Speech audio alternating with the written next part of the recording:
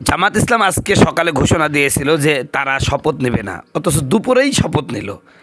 এইটা নিয়ে দেখলাম অনেকে টল করতেছেন যে জামাত দেখছো, একেই বলে মুনাফিক দল। এরা সকালে এক কথা বলে, দুপুরে আর এক কথা বলে। সকালে বললো শপথ নেবে না, আবার দুপুরে শপথ নিয়ে নিল। আরে ভাই, এখানে মুনাফিকির কি আছে? সকালে যে শর্ত দিয়েছিল যে আমরা হচ্ছে সংসদ হিসাবেও শপথ নেব, আবার সংস্কার সদস্য হিসাবেও শপথ নেব, নিলে দুইটাই নেব, নাহলে নেব না। তো তারা তাদের শর্ত অনুযায়ী জিনিসটা পেয়েছেন, অর্থাৎ দুইটা বিষয়ে একদিনেই শপথ হওয়ার মতন ব্যবস্থা হয়েছে, তাই তারা শপথ নিয়েছে। কিন্তু বিএনপি করে নাই। বিএনপি সংস্কার শপথ গ্রহণ করেন নাই, শুধু সংসদ সদস্য হিসেবে শপথ গ্রহণ করলো। মূলত জুলাই আন্দোলনের সাথে সর্বপ্রথম পোল্টি মারছে বিএনপি। তে আসলে এতদিন পর্যন্ত বলেছে জুলাই সনদকে আমরা ধারণ করব, জুলাই সনদ অনুযায়ী আমরা দেশ চালাবো, এরকম কথা বলছে। কিন্তু এখন এসে পোল্টি মারছে। কিন্তু উল্টা জামাতকেই আমরা দেখছি মুনাফিক বলা শুরু করে দিলাম। আসলে জামাত তো এখানে মুনাফিক করে নাই। তারা জুলাই আন্দোলনের চেতনা নিয়েই সামনে এগোচ্ছে, এবং তারা জুলাই আন্দোলনকে কখনোই বিকৃত করে দিচ্ছে না বা বিক্রয় করছে না। জুলাই আন্দোলনের সাথে গাদ্দারি করছে না, বরং যারা গাদ্দারি করছে তাদেরকে আপনারা দেশপ্রেমিক বানাই দিচ্ছেন।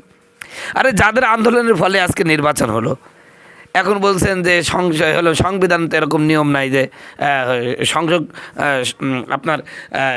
সদস্যরা সংস্কারের জন্য শপথ নেবে, এই বলে নাকি সংবিধানে নাই। আরে সংবিধানটা যদি সংবিধানই মানতে হয়, তাহলে নির্বাচন এখন হবে কেন? নির্বাচন তো হবে 2028 সালে। সে অনুযায়ী তো এখন তো প্রধানমন্ত্রী শেখ হাসিনাই আছে। তা আপনি অর্ধেক মানলেন না, এইটা নিয়ে কথা নাই। কথা হচ্ছে যে জামাত সকালে এক কথা বললো, দুপুর আর আবার শপথ নিয়ে নিল কি ধরনের। এটাই জামাতের চরিত্র। কেন? সবারই গুড় গন্ধ আছে, খালি সুন্দরী মেয়েদের গুড় গন্ধ থাকলেও ওটা অত ধরা হয় না। তাই আজকে বিএনপি হলো সুন্দরী মেয়ের ভূমিকায়, তো এই জন্য ওদেরটা ধরা যাচ্ছে না। কিন্তু জামাত অসুন্দরী মেয়ে, এই জন্য ওটার বেশি গন্ধ বাড়াচ্ছে। তো যাই হোক ভাই, এরকম অপপ্রচারের দরকার করেন না। একজন মানুষকে ভালো লাগে না বলি তার ভালোর দিকটাও আপনারা খারাপ কথা বলবেন, খারাপ সমালোচনা করবেন, এটা কখনো সমস্যা নাই। কিছু লোক আছে মাহফিলের সভাপতি, প্রধান অতিথি, আবার এলাকায় যে যাত্রা হবে মমতাজ নাচবে ওখানেও কথা কয় না।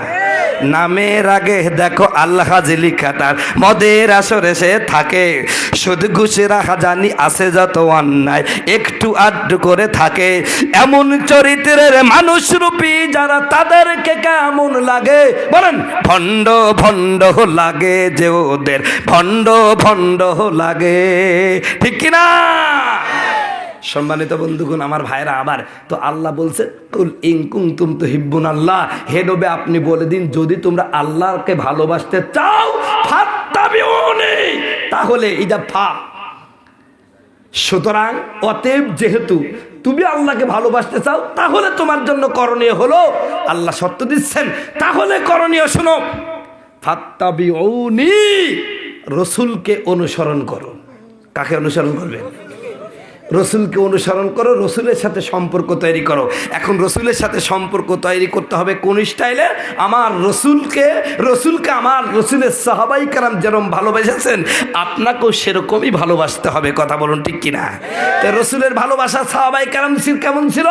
আমার রসুলকে আমার রসুলের সাহাবাই কেরাম জীবন দিয়ে ভালোবেসেছেন। কথা বলুন ঠিক কিনা? কেমন ভালোবেসেছেন একটা ঘটনা আমি আপনাদের সামনে পেশ করতে যাচ্ছি। আপনাদের কি কষ্ট হবে? দেখেন, রসুলের সাহাবীদের, খুব বড় সাহাবীর ঘটনা বলবো না, একটা ছোট্ট সাহাবীর ঘটনা বলেই আমি ইতি টানতে যাচ্ছি ইনশাআল্লাহ। নবীজি একদিন মসজিদে নববীতে বক্তৃতা করছেন। এমত অবস্থায় রসুলের সাহাবীদের মধ্যে একজন সাহাবী নাম হযরত বাররা, তিনি তার সন্তান মাত্র 14 বছর বয়স। কত বছর ভাই? 14 বছরের বয়স। এমন একটা সাহাবী নাম হযরত তলহা রাদিয়াল্লাহু তাআলা আনহু, তলহা ইবনে বাররা, তলহা রাদিয়াল্লাহু তাআলা আনহুকে নিয়ে আসলেন।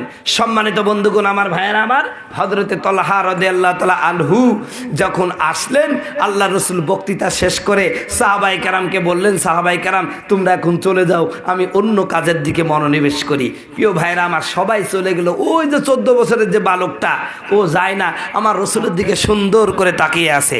কার দিকে তাকায় আছে? রসুলের দিকে তাকাইছেন, রসুল তার মায়ার চাহনি দেখে, মায়ার স্টাইলে তাকানো দেখে আমার রসুলের কলিজা ঠান্ডা হয়ে গেছে। বলেন সুবহানাল্লাহ। ডাক দেয়া বলছেন, কি ব্যাপার, তুমি আমার দিকে এইভাবে তাকাই আছো কেন? ডাক দেয়া বলছেন, হুজুর আমি আপনাকে ভালোবাসি। জোরে বলেন সুবহানাল্লাহ। কত বছর বয়স ভাই? আমার রসুলকে কি বলছে? হুজুর আমি আপনাকে ভালোবাসি। কয় কতটুকু ভালোবাসে? কয় হুজুর সবচেয়ে বেশি ভালোবাসি। বলেন সুবহানাল্লাহ। কয় তোমার বাবা চেয়েও? কয় হুজুর আমার বাপ তো দূরে থাক, পৃথিবীর সবার চেয়ে বেশি ভালোবাসি। বলেন সুবহানাল্লাহ।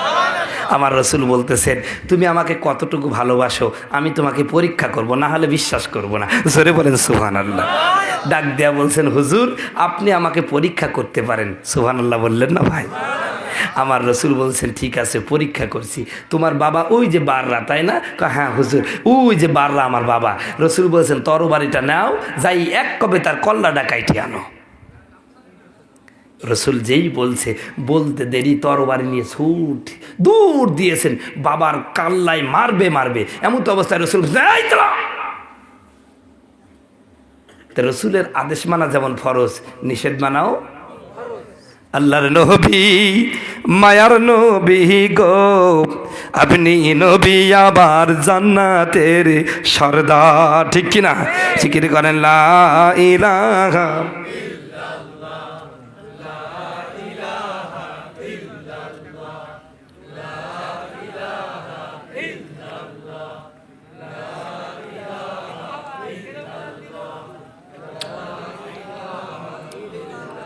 লা ইলাহা ইল্লাল্লাহু মুহাম্মাদুর রাসূলুল্লাহ। আমার নবী ডাক দেয়া বলছেন, এই দাঁড়িয়ে যা, দাঁড়িয়ে যা। আমার নবীর আওয়াজ যখন ওই সাহাবীর কন্যা ঘরে পৌঁছায় গেল, ছোট্ট তালহা আর এক মুহূর্ত সামনের দিকে আগালেন না, ওখানে দাঁড়িয়ে গেলেন। নবীজি বলছেন, তালহুনা আমার কাছে চলে আসো, আমার কাছে চলে আসলো। আমার নবী হযরতে তালহাকে বুকের মধ্যে জড়ায় ধরে ডাক দেয়া বলেন, তালহা এই পৃথিবীতে সন্তান দিয়ে বাবাকে হত্যা করার জন্য আমি আসি নাই, আমি এসেছি প্রত্যেকটা সন্তান পিতার জন্য জীবন দিবে। বলেন সুবহানাল্লাহ। আমি তো এই পৃথিবীতে সন্তান দিয়ে পিতারে মারব না। আমি বুঝে গেছি তুমি আমারে ভালোবাসো। জোরে জোরে বলা যাবে কিনা সুবহানাল্লাহ।